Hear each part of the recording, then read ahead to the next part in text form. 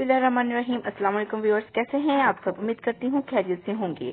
पाकिस्तान देसी recipes YouTube channel में आपका वेलकम है।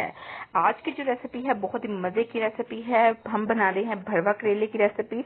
बहुत ही चटपटी चटखारेदार बनते हैं।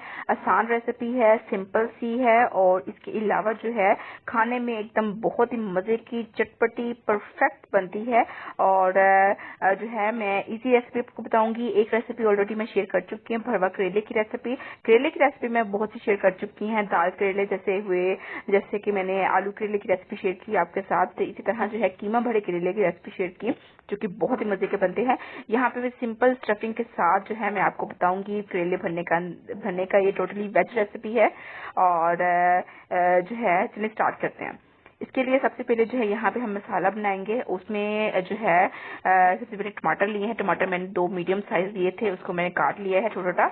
और वो ऐड करेंगे हम ब्लेंडर के अंदर। साथ में इसके अंदर जो है जाएगा प्याज जाएगा। प्याज जो है मैंने यहाँ पे रखी है तकरीबन जो है 2 लार्ज साइज प्याज थे और उसको मैंने काट लिया है इस तरह छोटे छोटे क्यूब्स में।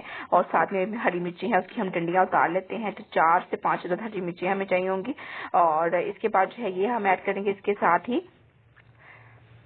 ये ऐड करने के बाद जो है इसके अलावा हम यहाँ पे ऐड करने वाले हैं जो है कच्चा आम। कच्चा आम जो है यहाँ पे तकरीबन जो है 2-3 इसकी फाड़ियां हम ऐड करेंगे और पीस ऐड करेंगे। और जो है अगर आपके पास ये अवेलेबल ना हो तो आप अमचूर भी ऐड कर सकते हैं, तो ये भी मैं ऐड कर दूंगी इसके अंदर। इसके बाद थोड़ा सा इसके अंदर पानी आपने ऐड करके इसका पेस्ट बना लेना है। अच्छे तरीके से स्मूथ पेस्ट बनाना है आपने। और इसके बाद जो है यहाँ पे मैंने कढ़ाई ली है। कढ़ाई के अंदर जो है हम बेसन पहले थोड़ा सा भूनेंगे। अगर आपके पास बेसन अवेलेबल ना हो, ये तो हो नहीं सकता वैसे, लेकिन आप भुने हुए चने भी इस्तेमाल कर सकते हैं उसका पाउडर बना के। और ये मैंने ऐड कर दिया, आप देख सकते हैं जो है मैंने छान के ऐड किया। ये तकरीबन जो है 1.5 टेबल स्पून के करीब है। तो इसको हम जो है हल्की आंच करके तो इसको हल्का हल्का स्ट्रेट करते हुए भूनेंगे यहाँ तक कि इसके अंदर से हल्की हल्की खुशबू आना स्टार्ट हो जाए। इसको ज्यादा नहीं भूनना, हल्का हल्का भूनना है। मतलब कहने का है जब स्टार्ट होना शुरू हो जाए, खुशबू आना स्टार्ट हो जाए तो आपने बस कर देना है। और इसको जलाना नहीं है, इसको ब्राउन नहीं करना आपने। तो लगातार मैं चम्मच जो है चम्मच चलाती जा रही हूँ। चलाते हुए भूनना है, वो नीचे लग जाता है बहुत जल्दी। और इसके अंदर आपने कोई घी कोई कुछ भी ऐड नहीं करना, आपने ऐसे ही इसको भूनना है। और ये देख सकते हैं हल्का हल्का भूनना स्टार्ट हो चुका है और हल्की हल्की अरोमा भी आना स्टार्ट हो चुकी है इसकी। और थोड़ी देर में इसको भूनूंगी और उसके बाद इसको रिमूव कर लूंगी। और मुझे तकरीबन 5 से 6 मिनट लगे हैं इसको टोटली जो है भूनने में, जितना का मैं भूनना चाह रही हूँ। हो सकता है आपको कम ज्यादा टाइम लगे और it depends on you and the condition of the weather. यानी कि हो सकता है कि अगर मौसम जो है ठंडा है तो आपको ज्यादा टाइम लगे, मौसम गर्म है तो ज्यादा कम टाइम लगे। खैर चलिए ये हो चुके हैं। इसके बाद जो है नेक्स्ट यहाँ पे ऑयल ऐड कर रही हूँ मैं कढ़ाई में और वो निकाल लिया है मैंने बेसन। अब ऑयल तकरीबन जो है 1/2 कप मैंने ऐड कर दिया है। उसके अंदर जो है हम यहाँ पे ऐड करेंगे जीरा और धनिया पाउडर। और जो है ये तकरीबन 1 टीस्पून के करीब है। उसको हल्का हल्का भूनेंगे हम। जैसे ही हल्का हल्का भून जाए तो आंच अभी भी मैंने जो है लो टू मीडियम रखी है और क्योंकि इसको जलाना नहीं है हमने। और देख सकते हैं हल्का हल्का पकना स्टार्ट हो गया है ये।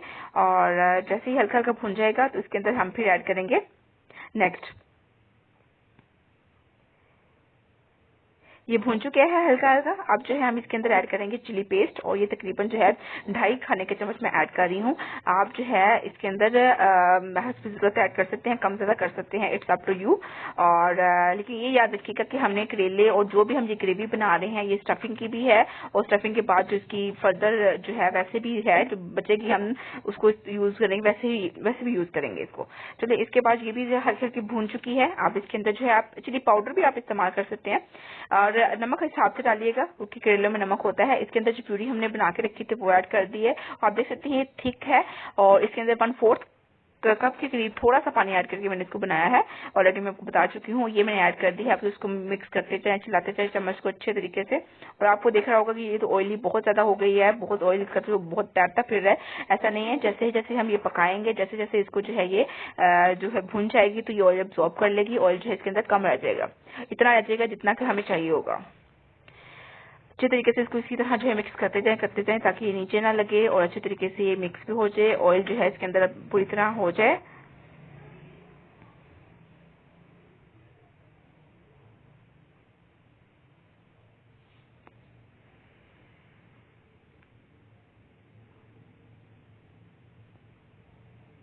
ये आंच जो है मैंने मीडियम कर दी है, थोड़ी सी तेज कर दी है ताकि ये जो है अच्छे तरीके से और जल्द से जल्द हो जाए। और आप देख सकते हैं ये खुश्क हो चुका है, खुश्क फॉर्म में आप देख सकते हैं इस फॉर्म में आ चुका है। अब बेसन आने बाद डालने की बारी है और बेसन मैंने ऐड कर दिया है और उसको अच्छे तरीके से मैं भी मिक्स करूंगी बेसन ऐड करने के बाद।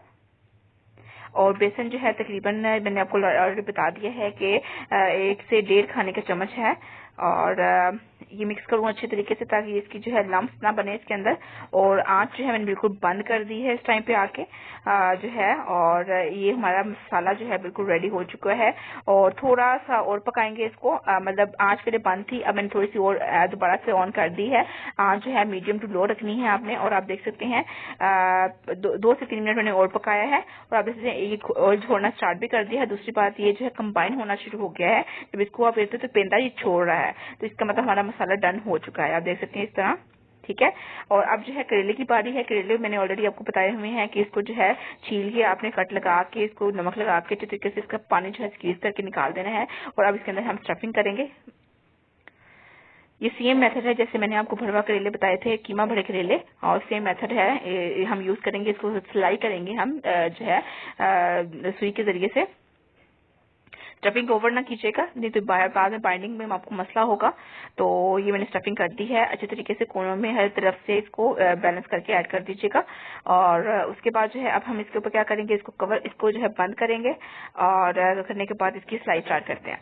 सिलाई जो है मैं आपको बता दूं सुई के जरिए कर रहे हैं। धागा आपको चाहिए होगा, सुई चाहिए होगी, और आपकी जो सुई है आप कोशिश कीजिए स्टेरिलाइज करें, जो रजाइयों वाली होती है वो आपको चाहिए होगी और स्टेरिलाइज होनी चाहिए अच्छे तरीके से आपकी जो सुई है। और मतलब कि आप जो है क्या करें, आग पे उसको जो है रेड हॉट कर लें। इससे क्या होगा, इसकी जो है जम्प्स वगैरह का खतरा होगा तो वो खत्म हो जाएगा जो है अच्छी तरीके से। और ये अब जो है इसको सिलाई करने वाली हूँ मैं। देख सकते हैं आप धागा मैंने ऐड कर दिया है। धागा जो है आप सिंगल रखना है, आपने डबल नहीं। लास्ट में नोट लगा दिया मैंने। और ये देखिए इस तरह जो है हम इसको सिलाई करेंगे। और ये देखें एक तरफ से निकाल के भी दूसरी तरफ से, फिर वापस पहली तरफ से, इस तरह जो है अल्टरनेटिवली हम इसको ये देखें सिलाई करेंगे। ये इस तरह क्या होगा, इस तरह जो है अब लास्ट पे आके हमने नॉट नहीं लगाना। ये सिलाई इसी तरह करेंगे हम सारी की सारी, जहां तक हमारी जो कट है सारे का सारा हम फिलअप करेंगे इसी तरह। और बड़ी करीब करीब आपने नहीं लगाना कट, जो ये सिलाई है जरा फासले पे लगाइएगा, क्योंकि हमने अब ये भी नहीं है कि मतलब कोई पक्के वाला सीना है। अब हमने इसको रिमूव भी करना है, तो धागा भी वेस्ट नहीं होगा, आपका टाइम भी वेस्ट नहीं होगा। तो इसलिए जरा फासले पे रख के आपने इसको बंद करना है अच्छे तरीके से।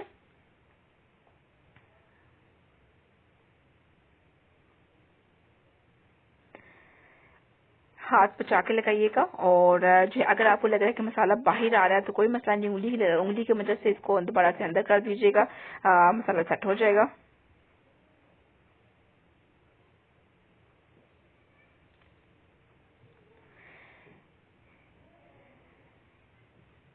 अगर आपको यहाँ प्रॉपरली नहीं पता चल रहा तो आप मेरी दूसरी रेसिपी पे इन डिटेल मैंने आपको ऑलरेडी बताई हुई है, कीमा भरे करेले की रेसिपी। उसमें आप जाके इसको सर्च कर सकते हैं, देख सकते हैं इसकी जो सिलाई कैसे करनी है। उसको मैंने वाज़े तौर पे आपको वहाँ पे मैंने बाइंडिंग बिल्कुल आसानी और आराम आराम से बताई हुई है। यहाँ पे मैं आपको जरा क्विक बता रही हूँ। तो देखिए एक करेला बाइंड हो चुके हैं, देखें माशाल्लाह बहुत मजे का लग रहा है देखने से ही। और इस तरह बाकी भी बाइंड कर लिए हैं मैंने सारे। अब जो है फ्राई करने की बारी है। तो मैंने यहाँ पे तकरीबन जो है 3/4 हाफ कप के करीब जो है ऑयल ऐड कर दिया है। और इसके अंदर जो है मैं ऐसे करेले ऐड कर दूंगी। इसको अच्छे तरीके से हम भूनेंगे, चारों तरफ से हमने पलट के मीडियम आंच रख के इसको फ्राई करना है। क्योंकि आपको बता दूं कि जो करेले अभी हम गला लेंगे तो गला लेंगे, अदरवाइज जब बाद में जो है जब इसके अंदर मसाला ऐड करेंगे खट्टे वाला, तो क्या होगा वो ये अकड़ जाएंगे। और इसलिए आपने प्रॉपरली पूरी तरीके से अभी से कुक कर लेने हैं इनको। हल्का हल्का पकना स्टार्ट हो गए। अब इस टाइम पे आके हल्दी पाउडर जो है मैं ऐड करने वाली हूँ। हल्दी पाउडर जो है ऊपर हल्का हल्का जो है स्प्रिंकल कर दें इसके ऊपर। इससे क्या होगा, ये जो कच्ची कच्ची स्मेल होती है इसकी करेले की, जो कड़वी कड़वी वो जो है वो खत्म हो जाती है और इससे जो है जायका अच्छा बनता है इनका। ये देख लें ये फ्राई हो चुके हैं मेरे तकरीबन जो है 20 मिनट लगे हैं मुझे इसको फ्राई करने में अच्छे तरीके से, फुल जो है इसको। और आप देख सकते हैं ये फिर बिल्कुल रेडी हो चुके हैं। मैं आपको दिखा भी देती हूँ, ये देखिए, ठीक है। उसके अंदर आप देख सकते हैं इसके अंदर से मसाला बिल्कुल नहीं निकला, और जो ऑयल में थोड़ा थोड़ा मसाला आपको नजर आ रहा है वो इसके ऊपर लगा हुआ तो वही था, ठीक है। अब जो है बाकी ये ऑयल ऐसी रहेगा और बाकी जो है हम यहाँ पे जो हमारी जो स्टफिंग बची थी वो हम इसके ऊपर ऐड इसी तरह किनारों पे इसके सेंटर में जो करेले है उसके ऊपर ऐड कर देंगे अच्छे तरीके से। और करने के बाद इसको जो है हम फैला लेंगे अच्छे तरीके से।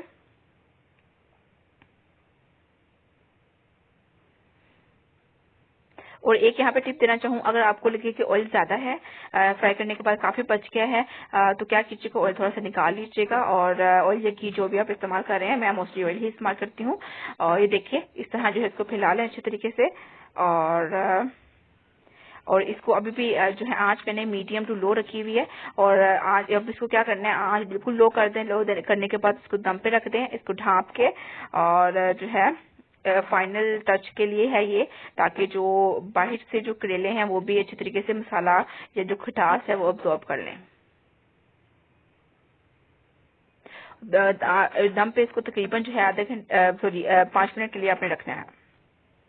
माशाल्लाह सुभान अल्लाह, बहुत ही प्यारे, बहुत ही मजे के, बहुत ही स्पाइसी चटपटे हमारे चटखारेदार जो है भरवा करेले रेडी हो चुके हैं। बहुत ही मजे के, देखने में जितने मजे के लग रहे हैं खाने में उससे भी ज्यादा मजे के, परफेक्टली डन और बहुत ही ज्यादा मजे के बने हैं। सिंपल सी स्टफिंग के साथ मैंने आपको ये रेसिपी दी है।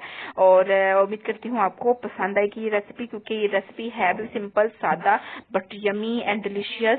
इस तरह बनाए जाने वाले करेले ना तो कड़वे बनते हैं, ना ही जो है ये जो कड़वाहट इसके अंदर होती है। बहुत ही मजे के, बहुत ही ज्यादा यमी बनते हैं। और सिंपल है, वेज रेसिपी है टोटली। वो हजरात जो कि गोश्त नहीं खाते या नहीं खा सकते, तो उनके लिए भी बेस्ट रेसिपी है ये। और उम्मीद करती हूँ मेरी रेसिपी आपको पसंद आई होगी। नेक्स्ट रेसिपी तक के लिए अल्लाह हाफिज।